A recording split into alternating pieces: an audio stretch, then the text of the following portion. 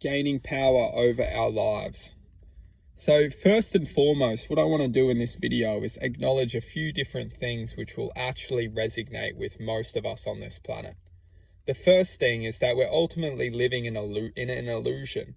We're living in a dream. Our manifestation, our imagination is effectively integrated within a certain psyche, the human experience, and it is effectively having an experience based upon the reflection of our experiences. What we're experiencing within this present moment is ultimately the reflection of, you could say, of fate. And this fate is something that we naturally need to come to accept. Otherwise, we'll never truthfully break free of it. We need to understand that this reality is based on a dream. And we're effectively dreaming an experience for us to either be hurt by it or learn to raise above it, learn to be the creator within it. And ultimately, if we can't learn to be the creator within it, we will always be created.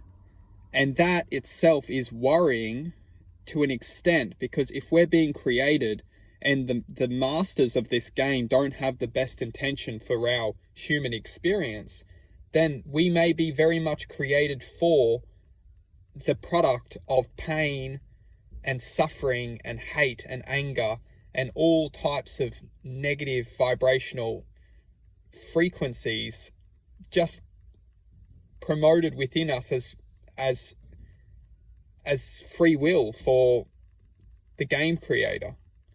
What we need to understand is that this game that we're in is effectively the beauty of life. It's a natural phenomena. And that natural phenomena is effectively the gift of God. This lifetime, this experience, this human experience is the gift that every single one of us have the beauty to see, is that we get to be the creator of this game. We are the seed of divinity, and we will have the potential to take over the controllers and become the controller of the game. And we have to understand is that this reality, it's very systematical. We've been brought up into this reality to succumb to the processes and to the normality of this reality. And if we can't open our mind, blow the whole lid off of our minds, still integrate with this reality, still get by, still understand how to survive, still how to, be kind of normal, but at the same time, learn to expose all the truth within ourselves, which will naturally bring us the control to take over the game. We will, the true power is that once we take over the game, we can't be neglected. We can't neglect ourselves. We realize that all we are is ourself, truthfully, and that self is interconnected with every single human experience on this planet. We're all interconnected with one another, and just someone else is just another reflection of this game.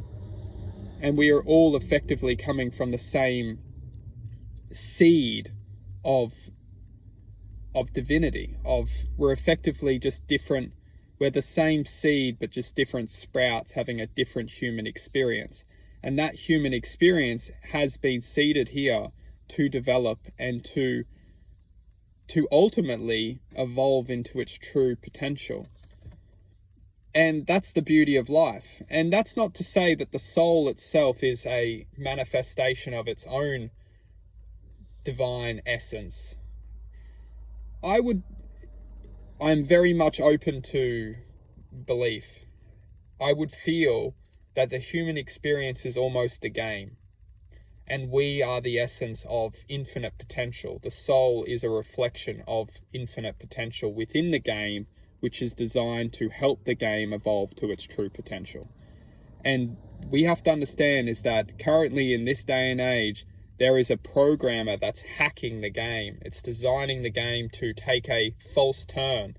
It's designing the game to promote evil, to promote its own identity within the game, which is untrue to the game. And naturally, maybe it is true for the game, but it's not true for that game to sustain that essence. The game is designed to overcome that essence and to evolve into its true potential. Just a battle in the game that we will eventually win.